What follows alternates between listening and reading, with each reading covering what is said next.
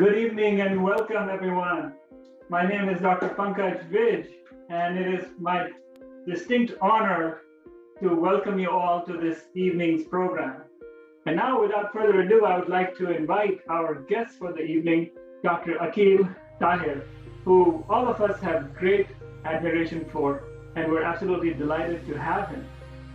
Dr. Tahir is a practicing physician who joins us from Atlanta, Georgia.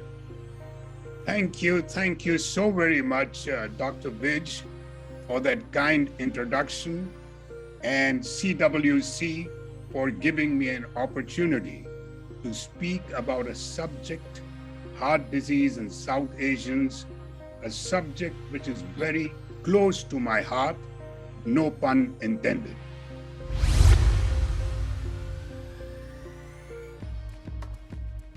So exercise, when we talk about exercise, and I've said so much about myself being a sedentary slob, let me slightly expand on this.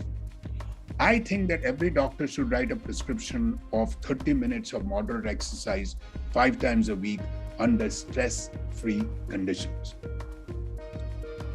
Now, if you are doing it for cardio, then remember your maximum heart rate, it should be 70% of your maximum heart rate. Now, what is the maximum heart rate? It is 220 minus your age. Take from me, I'm 74.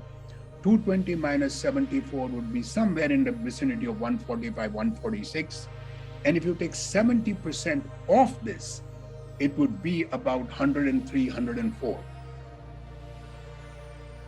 And if you do not reach this target heart rate of 103, 104, it is not going to be cardio protective.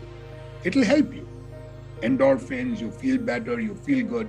But for cardiac, you should get it up to 70% of your maximum heart rate.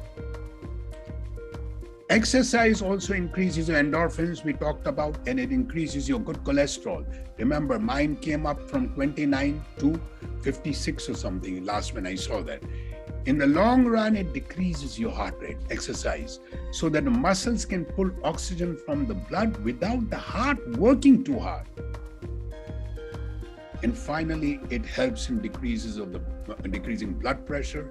So if you're constantly exercising, you may have to give up your blood pressure medication.